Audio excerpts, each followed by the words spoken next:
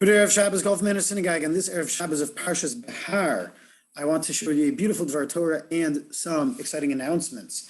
First, in the Dvar Torah, Rabbi Yaakov Kamenetsky and Emes Yaakov makes a fascinating point.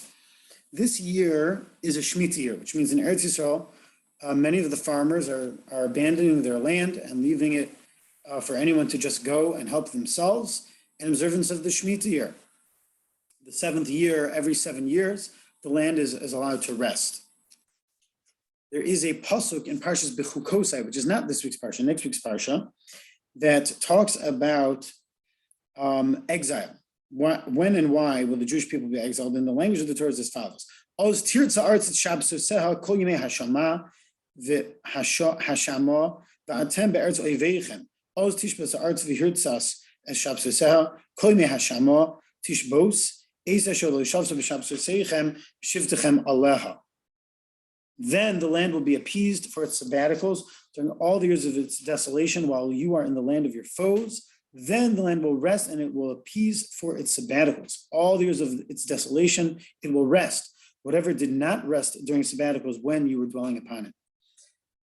The pasuk is explaining that there is a direct correlation between Shemitah and exile, and that is that if the Jewish people do not observe the Shemitah properly, then we will be exiled from our land, and then it'll be forced upon us, and the land will be allowed to rest.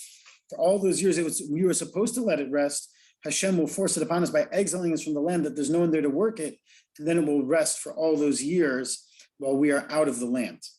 Rashi, that is the pasuk itself, that there's an idea of that if we do not observe the Shemitah, then Hashem will remove us from Eretz Yisrael. And by removing us from Eretz Yisrael, he's forcing us to allow the land to rest. Rashi goes through a whole calculation to try to figure out how to line up the 70 years of the Babylonian exile could account for 70 Shemitah and Yovel years, which are not observed.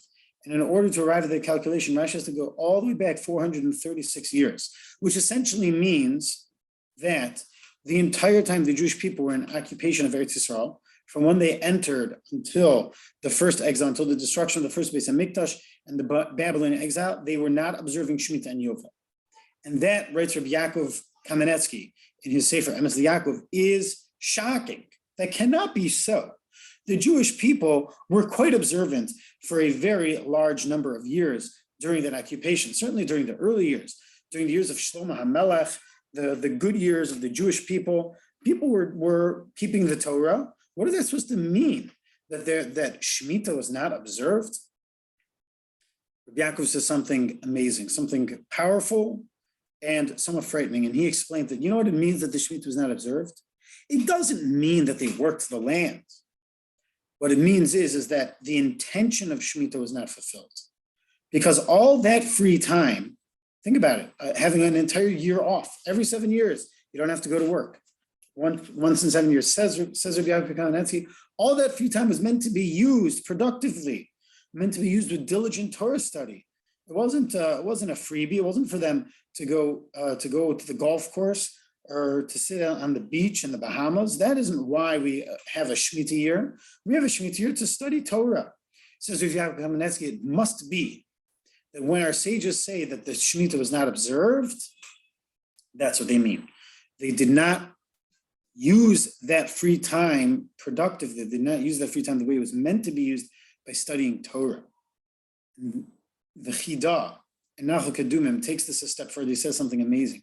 There's a Gemara in Brachos that talks about Rava, that Rava would tell his students, 2 months a year, I don't want to see you in the Beis Medrash. In the month of Nisan and in the month of Tishrei, those are busy months on the farm, the primary month of the fall season and the spring season, preparing the land, harvesting the crop. Those 2 months, you got to get out and work. Why?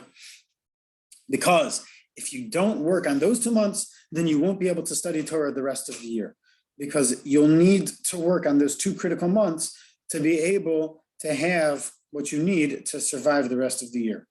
That is what Rava tells his students. The Chidah and Nachal Kadumim makes a calculation which is amazing. If you think about the cycle, 7 years, it's a 7-year cycle. Every 7th year is a Shemitah year where they will not work the field. That means for 6 out of 7 years, they are working. And during those 6 out of 7 years, what does Rava tell his students? These are the Torah scholars, that for 2 months out of the year, you must go work the fields. So that means that 2 months out of the year, they are missing out on the Torah study they would otherwise be doing. And how many years in a cycle is that true for? That's true for 6 years, 6 years of working the fields. Therefore, says the Chidah, that means 6 times 2. That means that 6 years times 2 months a year adds up to 1 full 12-month year. So for every 6 years, says the Chidah, they were given a Shemitah. They were given a year that was free of any work, completely free, totally dedicated to Torah study. An amazing idea from the Chidah. And I think that the point is clear, that the purpose of the Shemitah was to give the Jewish people additional time to study Torah. And what the message of Rabbi Yaakov Kamenetsky, of the Emes Yaakov, is also clear, that when Hashem affords us free time, we better use it. And if we do not use it properly, we will be held accountable for not using it properly. And that's a scary thought, especially today, where we have so many conveniences, so much technology that makes so many things possible, so much quicker and easier than it was for our parents and our grandparents and our great-grandparents. And yet, what do we do with all that time, all that free time? You look around, and I don't see people any less busy today than they were 50 years ago. If anything, the contrary.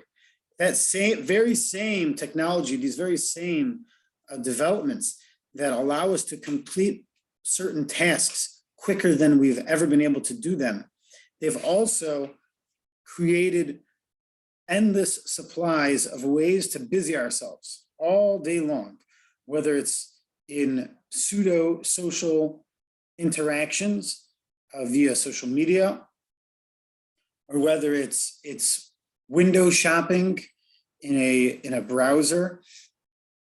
All of these things can literally consume every moment of our lives and rob us of that free time that Hashem has given us, that free time which is such a gift, but we have to use it.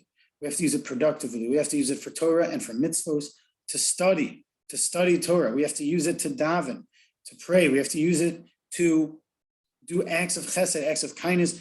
We have to use it to help our families to grow and to develop. That is what this free time is for. And in today's day and age, we have so much more free time than ever, but we have so much of a challenge to use it the way it's meant to be used. It's my bracha that we should all rise to this challenge. HaKadosh Baruch Hu should give us the grit, the strength, the vigor to overcome all of those distractions and to make use of this time and to become Torah scholars, to become people who dedicate themselves to Torah and to mitzvahs. Now, let me share with you a few quick announcements. We want to thank those sponsoring Kiddush the Shabbos, a special Kiddush in memory of Paula Silver, Parahas Behar, on the occasion of her 21st yahrzeit. This is being sponsored by the Silver family, Rebecca and family, and many friends, the Sharon family, Plotzker family, Gabe Ritchie and family, and the Wallace family. And that is really a very special and beautiful thing.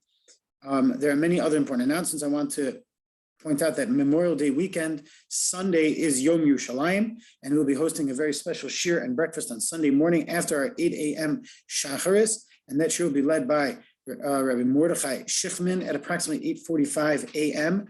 after Shacharis on Sunday morning. And then on Monday, Memorial Day, many people are off from work, schools are closed, and we will be getting together at Summit Park at 2 p.m. Monday, May the 30th, for some family fun. Relay races, just spending some time together, some fun, casual time. So please join us at Summit Park for all of those festivities. Also, please be aware that we are planning a community lunch-in for Gulf Manor at the Shabbos of Shavuos. This year we have Shabbos and then 2 days of Yom Tov immediately following Shabbos, Sunday, and Monday.